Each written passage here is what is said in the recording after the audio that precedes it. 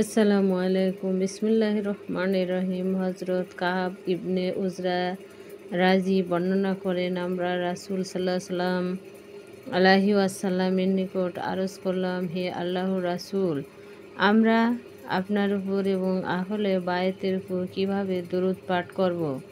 আপনার উপর সালাম প্রেরণ করার নিয়ম আমরা আত্তাহিয়াতু থেকে জেনেছি, কিন্তু আপনার উপর দরুদ পাঠ করব কিভাবে? প্রতি উত্তরে নবী করিম নিচের দরুদটি পাঠ করেন।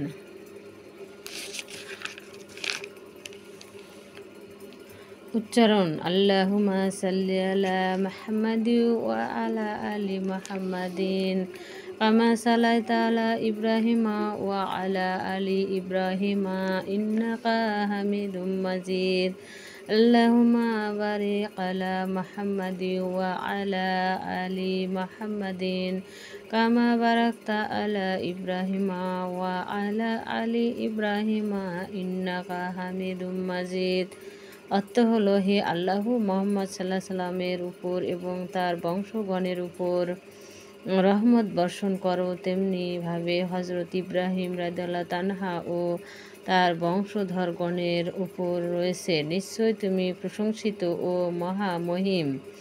হে আল্লাহ, মুহাম্মদ সাল্লাল্লাহু আলাইহি সাল্লাম ও তার বংশধরের উপর তেমনি বরকত অবতীর্ণ করো, যেমনিভাবে হযরত ইব্রাহিম রাদিয়াল্লাহু তাআলা ও তার বংশধরের উপর অনুগ্রহ প্রদান করেছ। নিশ্চয় তুমি প্রশংসিত ও সম্মানিত।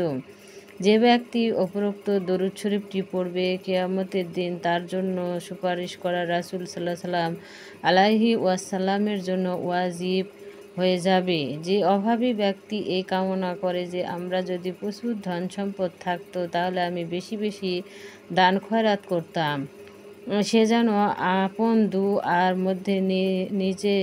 মধ্যে নিজের দরুদ শরীফটি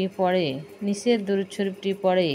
উচ্চারণ: আল্লাহুম্মা সাল্লি আলা মুহাম্মাদিন আবদিকা ওয়া রাসূলিকা ওয়া সাল্লি আলাল মুমিনিনা ওয়াল মুমিনাতি ওয়াল মুসলিমিনা ওয়াল মুসলিমাত।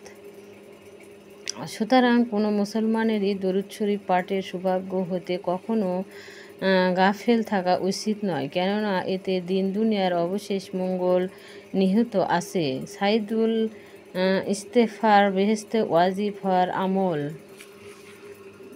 উচ্চারণ: আল্লাহুম্মা আনতা রাব্বি লা ইলাহা ইল্লা আনতা খালাকতানি ওয়া আনা আবদুকা ওয়া আনা আলা আহুদিকা ওয়া ওয়াদিকা মাস্তাতা'য়াতু আউযু বিকা মিন শাররি মা সানাতু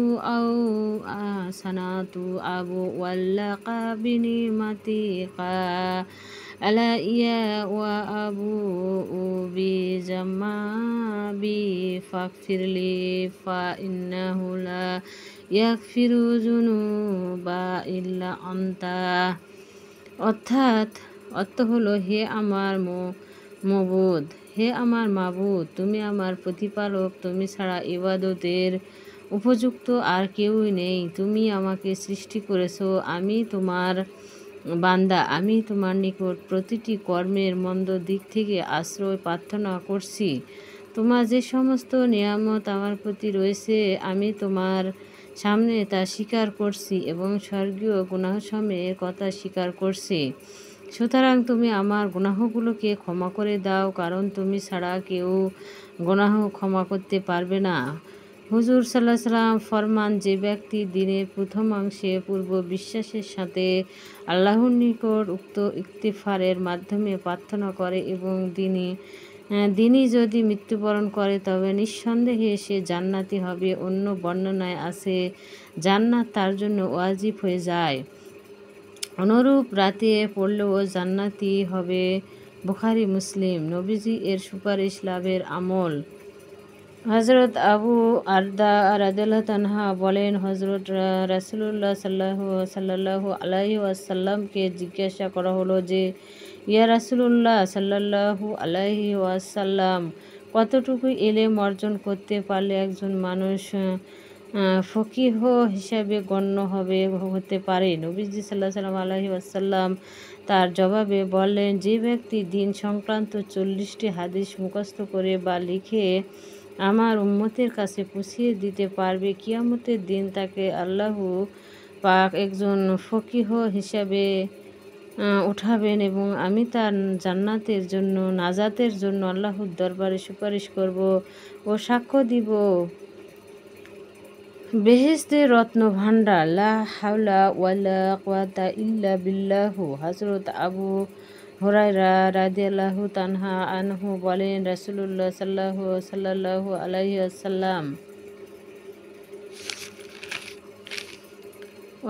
ওয়াসাল্লাম আমাকে বলেছিলেন, এই তাসবিহ বেশি বেশি পাঠ করো, কারণ ইহা জান্নাতের রত্ন ভাণ্ডার, উচ্চ মর্যাদা সম্পন্ন।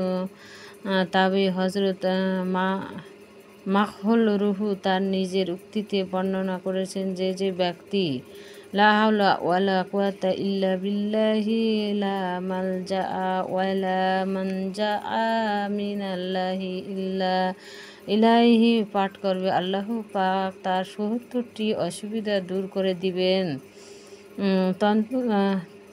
সবচাইতে ছোট অসুবিধা হলো অভাব, অনটন ও আর্থিক দন্য। লা হাওলা ওয়ালা কুওয়াতা ইল্লা বিল্লাহি লা মালজাআ ওয়ালা মানজাআ মিনাল্লাহি ইল্লা ইলাইহি, এতে আপনার অভাব দূর হয়ে যাবে। হযরত মোল্লা আলী কারি মেকরাত ৫ম খণ্ড লিখেছেন যে, হযরত মাকুহুলের এই বর্ণনাটি নাইস শরীফে স্বয়ং রাসূলুল্লাহ সাল্লাল্লাহু আলাইহি ওয়াসাল্লাম এর বাণী রূপে বর্ণিত আছে এবং তিনি উক্ত দোয়াটির নিম্নরূপ অর্থ বলে দিয়েছেন। পাপাচার হতে বাঁচার কোনো উপায় নেই আল্লাহ পাকের সাহায্য ছাড়া এবং সৎ ও নেক কাজেরও কোনো শক্তি নাই আল্লাহ পাকের তৌফিক ব্যতীত এবং আল্লাহর আযাব, গজব ও রোজানল হতে রক্ষা পাওয়ার মতো কোনো আশ্রয় নাই। তারই রহমত ও সন্তুষ্টির দিকে ধাবিত হওয়া ব্যতীত। লা হাওলার 4টি ফজিলত আমল। লা হাওলা ওয়ালা কুওয়াতা ইল্লা বিল্লাহু কালেমাটি আরশের নিচে অবস্থিত জান্নাতের একটি অমূল্য রত্ন ভাণ্ডার, আর জান্নাতের ছাদ হল আল্লাহ পাকের আরশ। ইহা পাঠ করলে নেক আমল ও সৎকর্ম সমূহ অবলম্বন করার এবং পাপাচার হতে বাঁচার তৌফিক মিলতে থাকে। এই অর্থে একে জান্নাতের রত্ন ভাণ্ডার বলা হয়েছে। রাসূলুল্লাহ সাল্লাল্লাহু আলাইহি ওয়াসাল্লাম বলেছেন, লা হাওলা ওয়ালা কুওয়াতা ইল্লা বিল্লাহ দুনিয়া ও আখিরাতে সম্পর্কীয় 99টি ব্যাধির ঔষধ, যাদের মধ্যে সর্বাধিক হালকা ব্যাধি হলো পেরেশানি, চায় তো দুনিয়া সম্পর্কিত হোক কিংবা আখিরাত সম্পর্কিত। হযরত আবু হুরায়রা বলেন, একদা হযরত রাসূলুল্লাহ সাল্লাল্লাহু আলাইহি ওয়াসাল্লাম বলেছেন, আমি কি তোমাকে এমন একটি কালেমা শিখিয়ে দিব যা আরশের নিচে অবস্থিত বেহেশতের একটি রত্ন ভাণ্ডার? তা হলো লা হাওলা ওয়ালা কুওয়াতা ইল্লা বিল্লাহ। বান্দা যখন ইহা পাঠ করবে, আল্লাহ তাআলা ফেরেশতাদেরকে বলেন, আমার বান্দাটি অবাধ্যতা বর্জন করে আমার অনুগত হয়ে গিয়েছে এবং তার সব বিষয় আমার হাতে ন্যস্ত করে দিয়েছে।